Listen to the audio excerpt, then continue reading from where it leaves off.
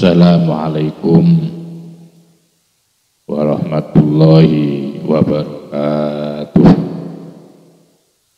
Bismillahirrahmanirrahim.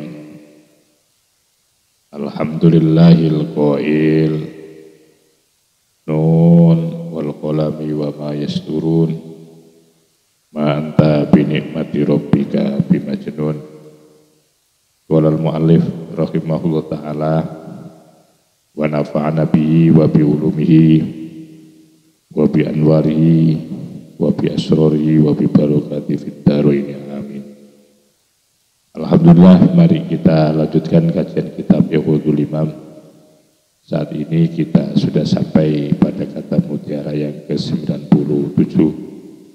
Mudah-mudahan kajian ini akan mendapatkan ilmu yang manfaat. Untuk itu mohon disimak, dikaji, ditelaah dari kitab yang Anda miliki. Bismillahirrahmanirrahim. Wa qadha 'alaika dzanba wa kana sababan fil wusuli. Wa qadha, dan telah menetapkan siapa Allah 'alaika kepadamu adzanba akan dosa.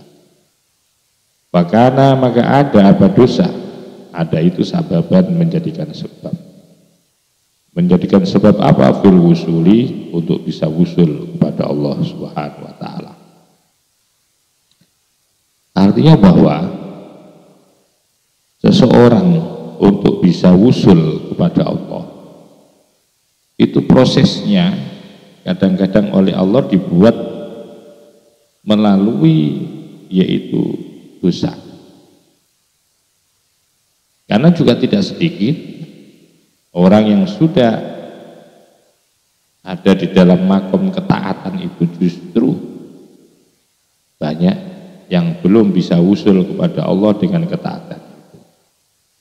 Justru kadang-kadang oleh Allah ditetapkan orang untuk bisa wusul kepada Allah itu melalui proses di mana seseorang itu mengalami yaitu dosa.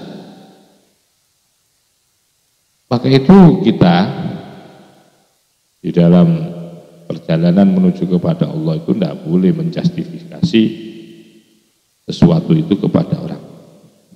Bahkan sampai hal-hal yang menurut kita tidak tampak jelas, tidak tampak baik, maka kita tidak boleh untuk kemudian suudzon. Karena kadang-kadang dengan orang dengan membawa segudang, segunung, selautan dosa itu justru dengan merasakan banyak dosa, dengan merasakan penuh dengan salah, itu justru di saat-saat seperti itu justru dia menyadari akan kedhaifan diri, akan lemahnya dirinya, jiwanya, sehingga dia ketika menghadap kepada Allah, dosa yang besar itu dijadikan sebuah kendaraan untuk merasakan penuh dengan dosa, penuh dengan salah, diakui secara keseluruhan, sehingga menyadarkan dia untuk kemudian kembali kepada Allah untuk diberikan ampunan olehnya, sehingga itu menjadi kesadaran yang sangat luar biasa gara-gara seseorang itu apa? Banyak melakukan dosa. Justru ketika dosa itulah, ya, justru dengan dosa itu seseorang itu justru menyadari akan kekurangan dan kelemahannya. Tidak merasa dirinya itu hebat, tidak merasa dirinya itu sempurna. Kalau orang itu melalui proses dosa, maka itu oleh Allah wa qadha 'alaika dzanba fa kana sababan fil wusuli. Ini yang dimaksudkan. Jadi waqadha, dan telah menetapkan ya Allah 'alaika kepadamu adzanba dosa. Bahkan maka ada apa? Adzanbu, ada itu sababan, menjadi sebab bil wusuli, untuk bisa wusul kepada Allah.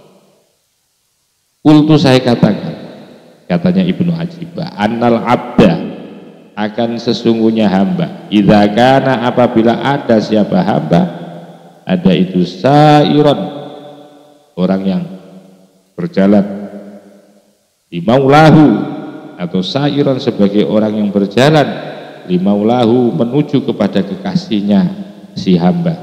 Dalam hal ini adalah berjalan menuju kepada Allah.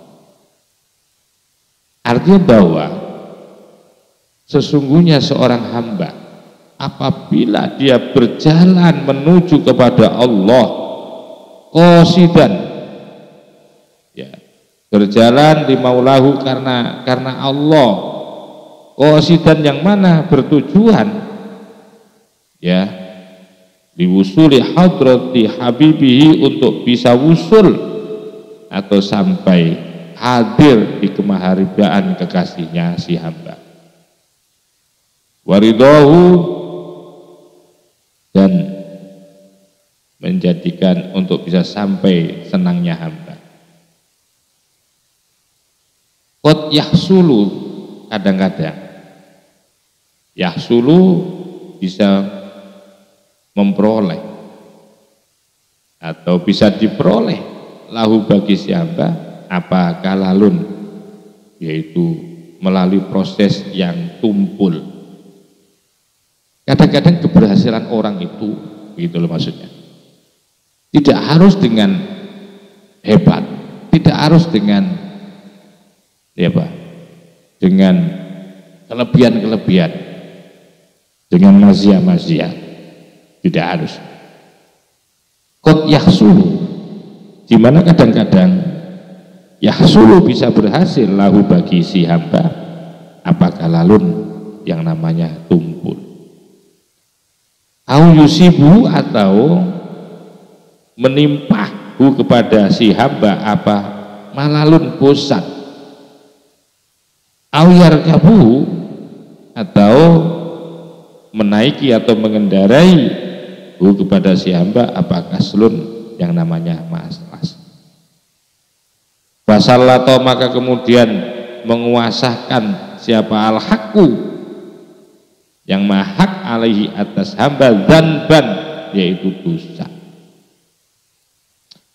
Au taglibuhu, atau mengalahkanhu kepada hamba apa nafsunya. Fayaskutu, maka menjadi gugur atau jatuhlah siapa hamba. Fa idza qoma, maka apabila berdiri hamba min saqotihi, dari kejatuhannya si hamba, jadda, maka menjadi sungguh-sungguh fi sairihi, di dalam perjalanan si hamba. Wa nahadha, dan bangkit siapa hamba min ghaflatihi, dari kesalahannya hamba. Wa nasyata, dan menjadi giat siapa hamba min kaslihi, dari kemalasannya hamba. Wala yazalu, maka tidak henti-hentinya siapa hamba itu jadan, terus bersungguh-sungguh. Wala yazalu, maka tidak henti-hentinya siapa hamba itu jadan, bersungguh-sungguh fi talabi maulahu, untuk mencari daripada kekasihnya hamba atau penolongnya hamba. Waiban, hale dalam keadaan selalu menghilangkan amma, dari sesuatu siwawi yang selain Allah, hatta yadkhula, sehingga masuklah siapa hamba, masuk hadratahu, kemaharibaan Allah, wa yusyahidu, dan sehingga bisa menyaksikan si hamba tola'atahu, akan penampilan Allah. Wa ya, adapun tola'ah, ya, tola'atahu, penampilan Allah, itulah yang disebut al-hadratul lati ya tajalliyatul haqqi wa asraru dzatihi. Yang dimaksudkan dengan hadroh, bisa hadir, bisa menyaksikan akan tola'at Allah, tola'atahu, penampilannya, kemunculannya Allah. Artinya adalah apa itu al-hadroh, bisa hadir. Allati, yang mana hadroh itulah hiya, adapun allati itu tajalliyatul haqqi, merupakan sifat penampilannya Allah, wa asraru dzatihi, dan menjadi rahasia-rahasianya zatnya Allah Subhanahu wa taala. Nah, ini yang dimaksudkan bahwa ketika Allah, ya, menentukan seorang hamba untuk bisa usul melalui proses dosa, melalui membawa banyak dosa gitu. Sehingga menjadikan kesadaran yang betul-betul sadar, menjadi sebuah perjalanan yang baik, menjadi taubatan nasuha ini namanya. Bahwa seorang hamba ketika berjalan kepada Allah, bertujuan untuk bisa usul kepada Allah, kadang-kadang itu terjadi seorang hamba itu pertama terjadi itu bisa melalui proses, yaitu dengan proses kalalun, ketul, atau karena dia ditimpa rasa bosan, atau dia ditimpa malas, atau ada rasa malas, sehingga Allah Subhanahu wa Ta'ala ketika seseorang itu sudah malas, bosan, ya itu namanya kalalun juga kan, ketul, tidak peka, tidak punya sensitivitas spiritual sama sekali. Ketika mendengar azan ya biasa-biasa saja, dianggap suara begitu saja, dianggap suara lewat, sehingga menjadikan dirinya itu kalalun, ya, tumpul, dia malas, dia bosan melakukan. Maka kemudian pada saat seperti itu wasallatullahul haqqu alaihi dzanban, maka kemudian Allah menguasakan, memberikan dia itu dosa, akhirnya jadilah dosa itu. Atau seseorang itu bisa juga tergang, ya, atau seseorang itu bisa saja dikendalikan oleh nafsunya. Maka saat seperti itu maka menjadi jatuhlah hamba dalam posisi di kubangan dosa, penuh dosa, kesalahan dan kesalahan, dosa demi dosa. Dia ada di lubang, ya, jurang daripada kemaksiatan dan kesalahan.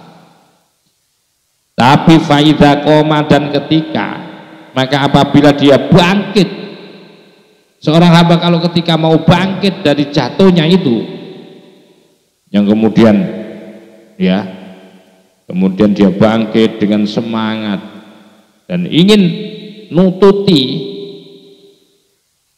ingin memenuhi kekurangan-kekurangan yang jauh tuh, yang selama ini dia tinggalkan karena gara-gara malas. Begitu dia bangkit, begitu dia bangun, maka kemudian dia mengejar akan kekurangan-kekurangannya. Bahkan orang-orang yang selama ini kita kenal, orang yang ibadah, orang yang taat, itu bisa dikejar oleh orang yang dari dari jatuh tadi. Jadi berbeda memang jalannya orang yang ketinggalan dengan jalannya orang yang tidak ketinggalan, itu beda. Biasanya jalannya orang yang ketinggalan itu semangatnya luar biasa. Bagi orang yang jalannya biasa-biasa, dia tidak berhenti tapi jalan terus, ya biasa itu, maka ketika itu akan disaliblah oleh jalannya orang-orang yang orang yang pernah jatuh, sehingga bangkit dari situlah dia memulai untuk mencari titik kebenaran. Dari situlah dia akan berguru akan kekurangan-kekurangan, dia ingin mengejar kekurangan. Ketika dia sudah lari kencang, maka seluruhnya akan disalib itu. Inilah yang dimaksudkan bahwa kadang-kadang Allah itu telah menetapkan kepada seorang hamba untuk bisa usul itu kadang-kadang melalui proses dosa. Begitu maksudnya. Wa mithalu dzalika, adapun perumpamaan hal itu,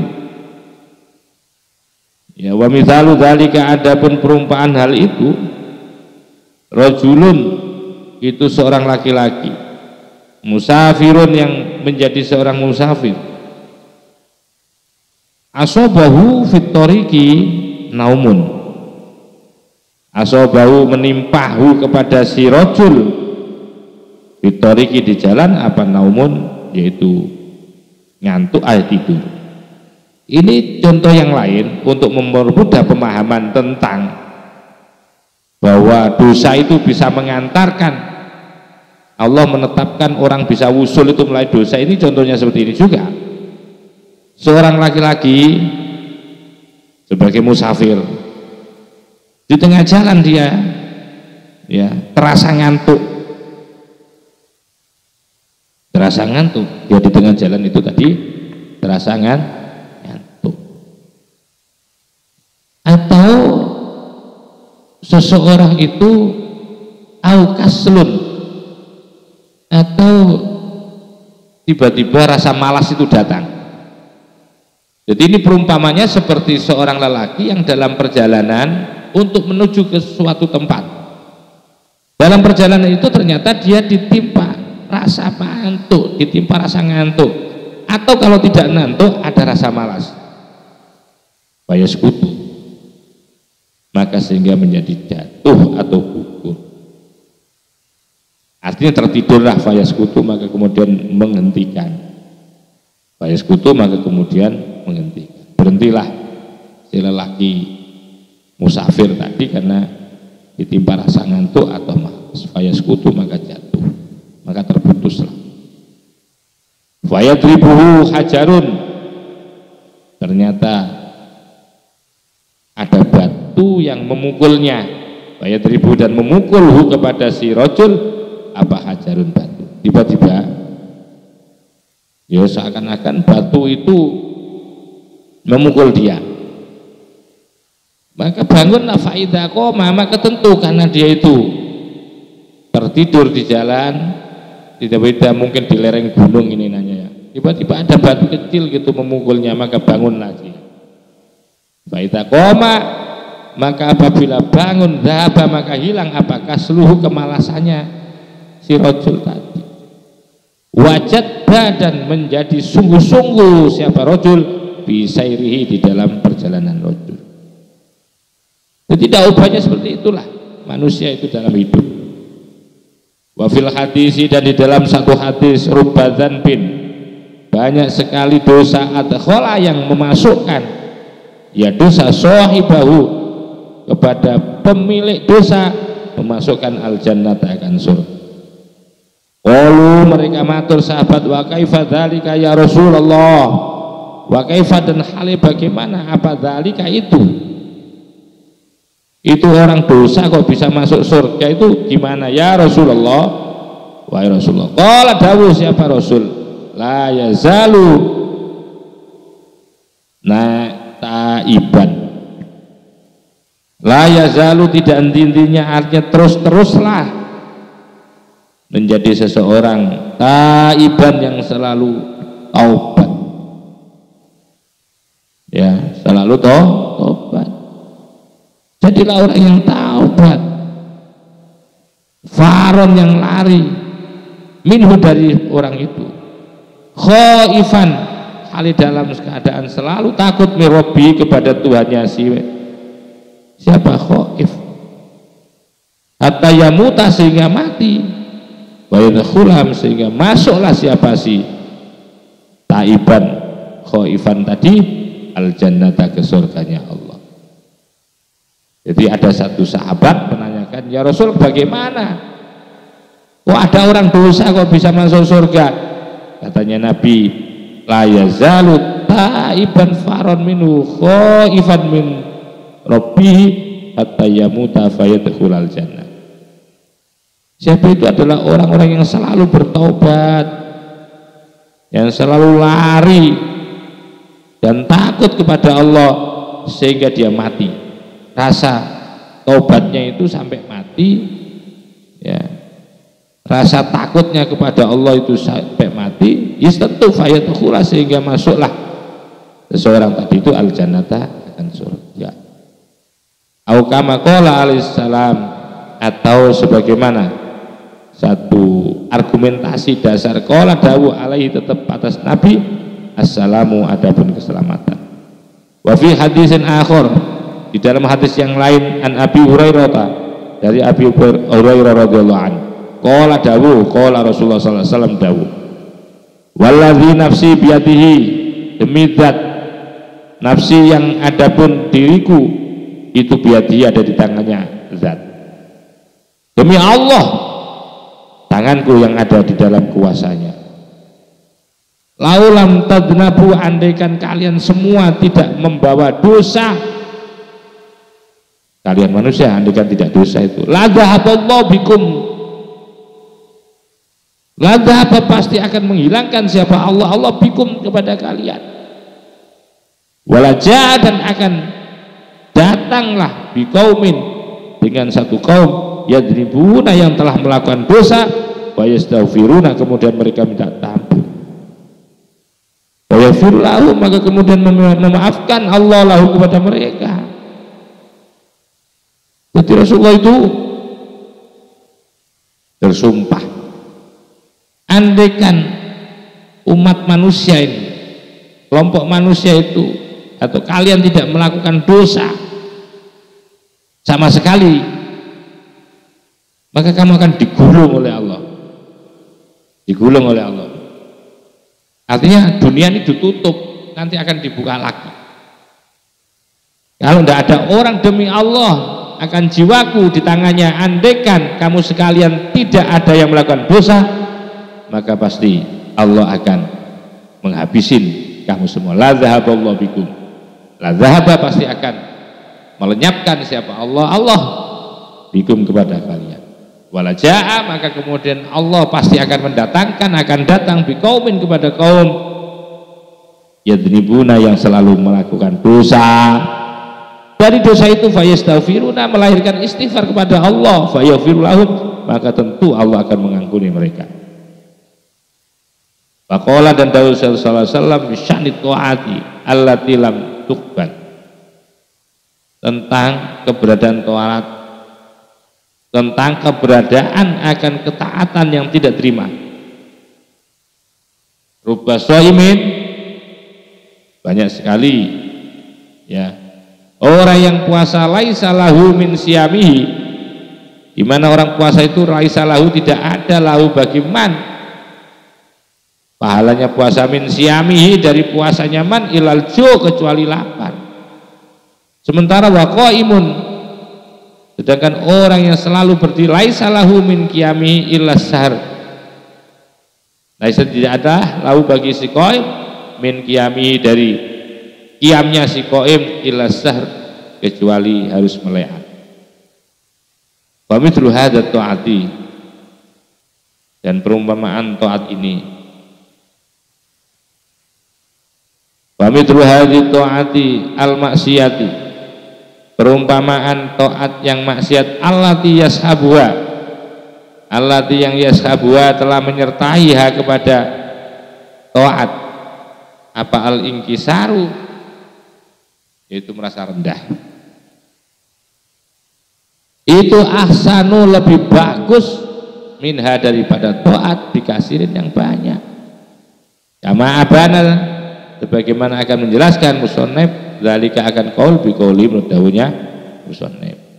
Saya ulang ini, famithlu hadat ta'atil maksiatil lati yashabul inkisar ahsanu minha bi kasir, gitu. Famasalu hadit ta'a, maka adapun perumpamaan taat ini, al maksiati, yang penuh dengan maksiat, yallati yashabuha, yang kemudian menyertai kepada taat, apa lingkisaru, yaitu nelongso, itu asanu, jauh lebih bagus, minha, daripada taat bikasirin, dengan banyak. Artinya apa? Bahwa ketaatan yang penuh dengan maksiat, ketaatan yang ada maksiat, yang disertai dengan taat itu, ya, yang disertai dalam keadaan apa itu? Ingkisar, rendah hati, ya, rasanya itu adalah nggak pantas lah. Kok ada ketaatan, ya, perumpamaan ketaatan al maksiyati, Ya. Ketaatan dari kemaksiatan yang disertai dengan rasa rendah hati, rasa hina, itu jauh lebih bagus. Jadi umpamanya melakukan kesalahan tapi merasa dirinya lemah, kurang, itu jauh penganggapan rasa seperti itu jauh lebih bagus dibandingkan ketaatan tapi melahirkan kesombongan. Ada orang katakanlah mengambil sesuatu, dia sambil mengatakan betapa rendahnya diri saya, ya Allah, karena apa boleh kami tidak mampu untuk membeli sesuap nasi, kami terpaksa ini. Jadi melakukan kemaksiatan tapi selalu disertai dengan rasa rendah jiwanya, hina akan jiwanya, itu jauh lebih bagus dibandingkan melakukan ketaatan tapi penuh dengan kesombongan. Dan ini nanti akan dijelaskan di dalam kata mutiara yang ke-98 insyaallah. Maksiatun aurasat zullan wastikhoron itu. Mudah-mudahan sedikit kajian ini akan memberikan kemanfaatan kepada kita semua dan menjadi ilmu yang manfaat. Wa akhiran wallahul muwaffiq ila aqwamit thoriq. Assalamualaikum warahmatullahi wabarakatuh.